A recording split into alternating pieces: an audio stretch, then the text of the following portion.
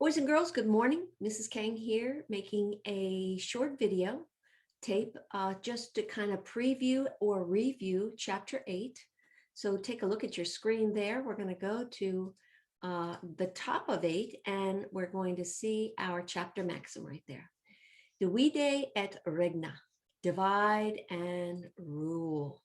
Machiavelli said this, or Machiavelli, all right? Again, these chapter maxims, something you can, when someone says, hey, do you know any Latin? You can say them, all right? And I'll make a little video of those chapter maxims so you can test yourself on those. You don't have to, but if you want to. All right, in this chapter 8, we are introducing a new noun declension. And I say new, but really it's not new. If you look on this chart, we've learned first declension.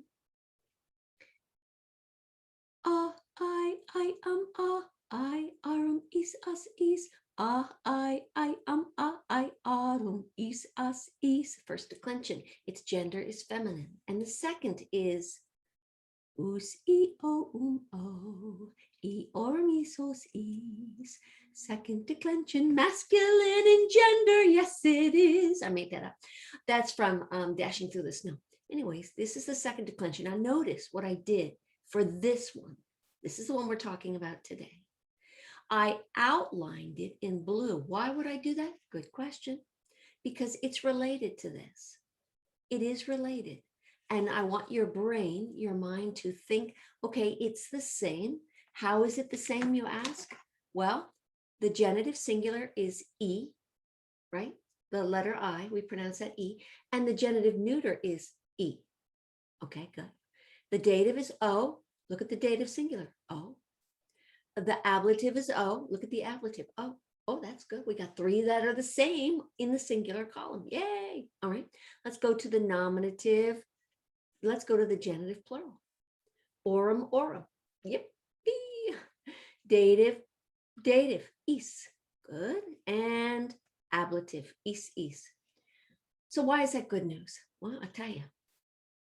If something is repeated, you're just going to tell your brain that the second and the second neuter are exactly the same. So if you memorized us, o, orum, is, os, is, then you can tell yourself that except for the nominative, which is the subject, and the accusative, which is the direct object, they're exactly the same. So you're just going to work that out in your brain. Okay? The second neuter in the nominative ends in The accusative is exactly the same as the subject, So there's something called, you ready? Listen, the neuter rule. The what rule? The neuter rule. And this is consistent with a third declension neuter, a fourth declension neuter, and that is that the subject has exactly the same ending as the direct object. So is the same as and a is the same as a. So once again, boys and girls, when you learn these words, you learn the endings, you learn the nouns, you learn the nominative and the genitive, nominative and the genitive. You learn them, 2 pieces of information.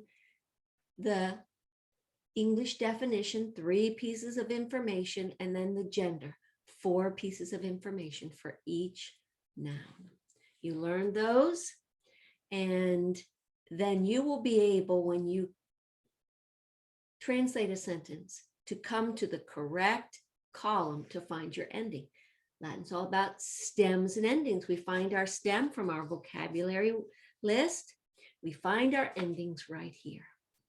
So Mark, I remember asking you, how do you know that Filius uses these endings? Well, here's the answer. Us is in the nominative and the genitive is E.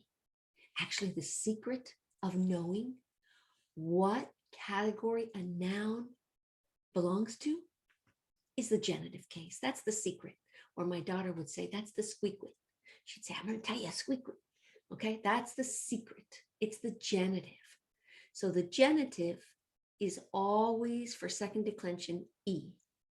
And I'll tell you real quick, check this out. Third declension, the genitive is is, and that's 1, 2, and then look at this, is and is. So you've actually got 4 different kinds of third declension. How about that for making you crazy?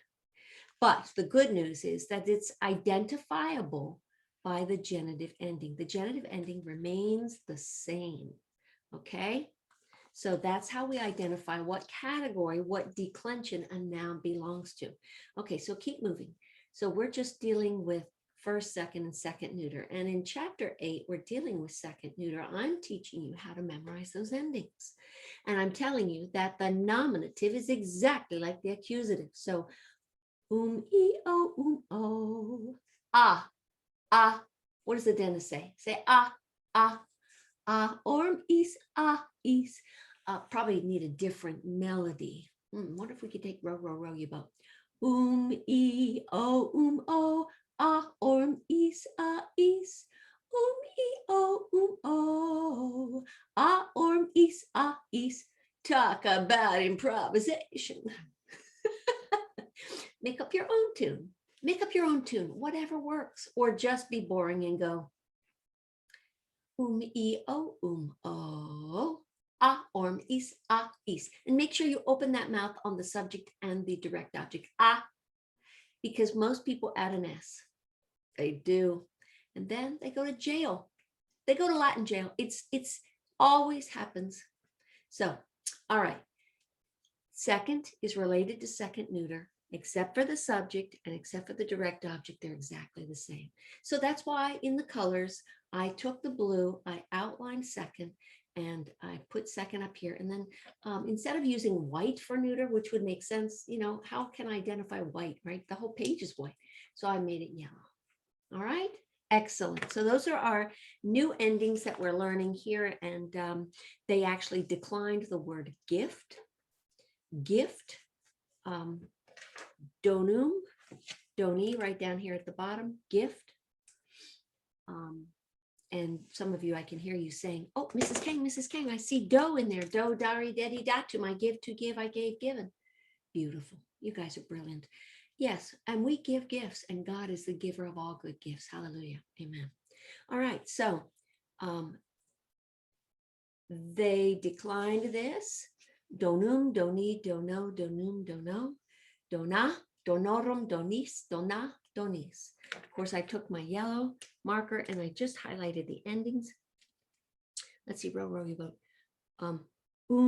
E, o, ah, orm, is, ah, is. E, o,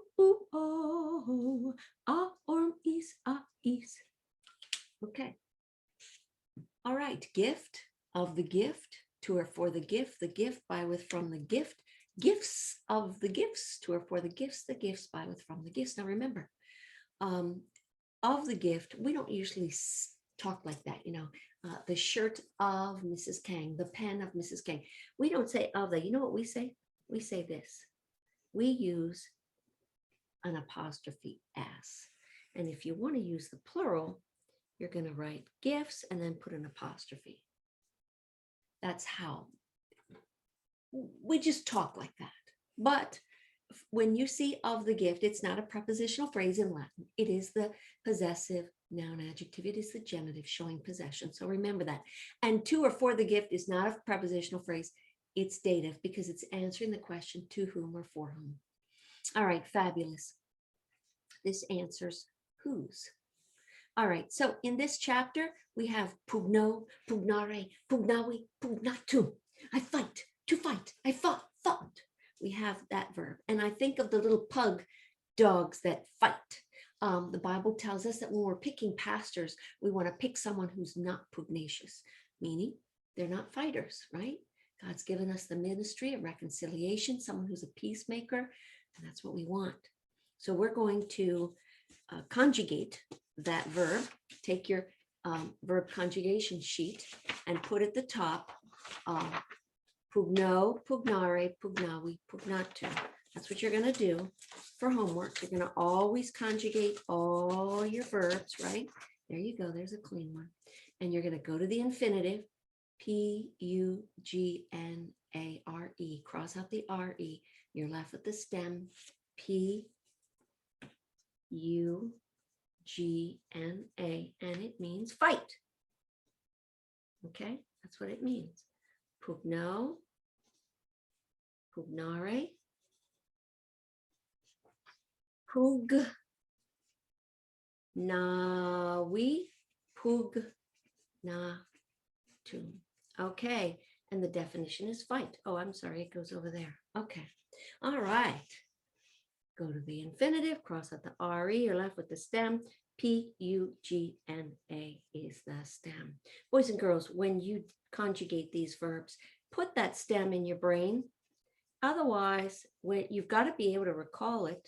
This handwriting while you're conjugating is all not to waste your time. It's for a hand-brain connection so you can recall. I'm all about making it easy. I want you to be able to recall information quickly. And so when I make you write it, or I ask you to write it, and you do, when you write it, it goes up in your brain and you're able to recall it. Even if you talk out loud, that's why you should be repeating these so that, again, you can bring it to your mind. Okay.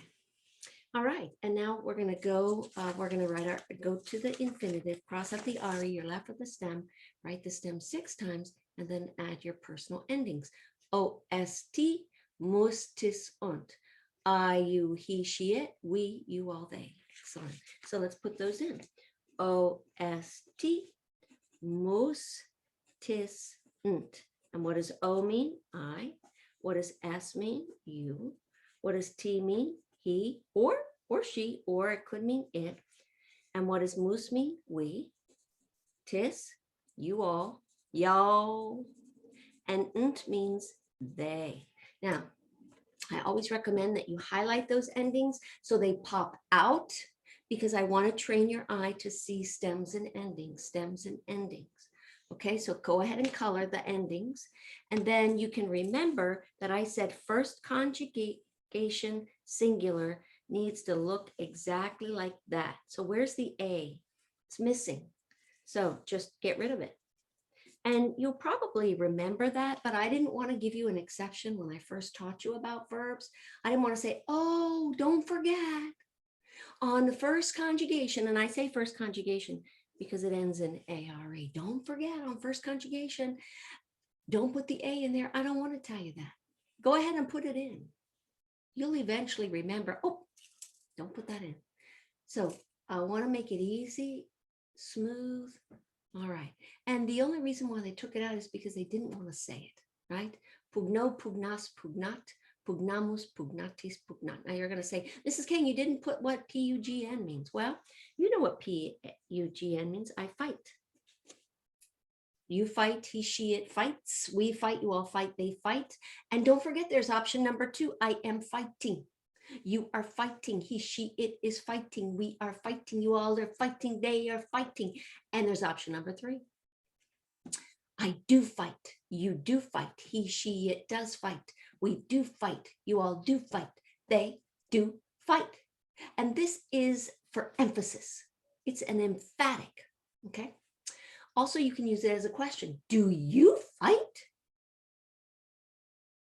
Do we fight? So you can translate it same way, but you insert those helping verbs as they're needed to make sense. Got it? All right, good. So that's your verbs. Your second one is opugno, opugnare, opugnawi, opugnatum. I attack to attack. I attacked, attacked. Very similar to the pugno. You just have an extra OP in front of it. Neko, nekare, nekawi, nekatu. I killed, to kill, I killed. You know, I could never remember this word until I looked it up under in vocabulary.com. They've got a word that has to do with death. And I'm like, oh, hey, I know what NEC means. It means death. I'll tell you in class, but now I remember. All I could think of is neck. I'm gonna, get my hands around your neck. Okay, again, whatever trick you need to do, play, remember the words, make it happen. Ambulo, ambulare, ambulawi, ambulatum. I walked to walk, I walked. Mando, mandare, mandawi, mandatum. I entrust, to entrust, I entrusted. I love this word. If you have want to know what little tips to do to remember the words, move over to 58 and check out the derivatives here. Someone who's pugnacious is a fighter. Someone who attacks, they have repugnant here. Someone who, this is to walk, amble means they can walk. See, I was always tricked by ambulance because it looks like ambulance. I mean, you're not walking with an ambulance, you're moving fast. So that didn't work for me. But if you use this word, amble, if you're amble, that means you can walk. And for my poor old mom, she can't walk very well, so she's not very amble. Mondo, oh, I love that word. A mandate and trust. Here is my absolute favorite word in the whole world. It is edificium. It means building, and the word edify comes from there. And when you edify someone, you build them up. The Bible says in Ephesians chapter 4, verse 29, let no corrupt communication come out of your mouth, but that which is good to the use of edifying, that it may minister grace unto the hearers. Favorite word. Oh, here's a great one. Kailum means sky or heavens. And look at that, celestial. Auxilium, great word. Auxiliary services are helpers. They help you. Exemplum looks like example, doesn't it? And donum, donate, donor, donation. So that's how you remember your definitions. All right, let's go to those nouns. This is your second declension neuter nouns, okay? And you're going to be getting your second neuter, you're going to be getting your noun declension form sheet to decline these. But if you take a look at the first one, it is edificium, edificii. And so we can do that one. Edificium, edificii. Now that looks pretty weird with two I's together. You are not wrong. You are right. There are two I's together. Go to the genitive, cross out the genitive ending. How do I know that the I is the genitive ending? Good question. Thanks for asking. Let's just check it. Yep, there it is. Go to the genitive, cross out the genitive ending. You're left with the stem. Now write that stem in there because a lot of times you're going to get the wrong answer. Whoa. You're going to get the wrong answer if you don't write the correct stem. The right spelling, D-I-F-A-E-D-I-F-I-C-I. There you go. There's your stem. It is second neuter, right? And the gender's neuter. So actually, I guess you could call it second and the gender's neuter. And again, get your colors, get your yellow, and highlight that. So you're going to write A-E-D-I-F-I-C-I all the way down. Is that a lot of work? Yes. And by the time you finish it, you actually might remember how to spell it. Or you might be like me and forget. Some of these endings are hard to remember. And so it takes a while. And I like to discover patterns. Maybe some of you all like to discover patterns too. Sometimes there's a pattern, sometimes there's not. But that's the easy way for me to memorize it. So I have gone to the genitive. I crossed out the genitive ending. I was left my stem. I wrote the stem 10 times. And now I'm going to look at my noun declension sheet, and I'm going to add these endings. O. I'll do that. E, O, O. Okay. A, orm, is, is. A, orum, is, as. Mrs. Kang. A, orm, is, is. And those are the students, those students that are cognizant of that macron, that long mark over those. Go ahead and put them over there. Orum, is, what? Is, oh, okay. Yeah, they're not, yeah, okay. And then this is building. of the building, to or for the building by, with, from the building, buildings of the buildings, to or for the buildings by, with, from the buildings, and then color in your endings. Okay, that is this is chapter 8, and so they talk more about some of the cases on page 56, and we will these right here on page 57. It's talking about when you see of the, when you see to or for the, when you see by, with, from the. They're talking about that ending. You actually add that word in there, that extra word of the, by, with, from the, whatever preposition is going to make the sentence make sense. You're going to add it in there. Do we have prepositions that mean something? Yes, we do. We'll learn those at the end of the chapter. But these endings, remember, Latin's all about stems and endings. These endings actually mean something, not just the word, but all the little words with it. So I just want you to know that they introduce that. If you don't understand all that, you will gradually as I explain it, and I will, and come to class with questions and I'll be glad to answer them. I hope that's been helpful for you. So take care. Bye. One more thing. Be sure every day, as much as you can, to chant these noun endings and your verb endings, the English and the Latin. Get them in your brain and your vocabulary. I've made a little video that you can just play, your children can play, and they can just hear those words. The better you're able to recall the meanings and the words themselves, and then you can see the stem, the better Latin will be, and then you'll enjoy it. All right, take care. Thank you. Bye.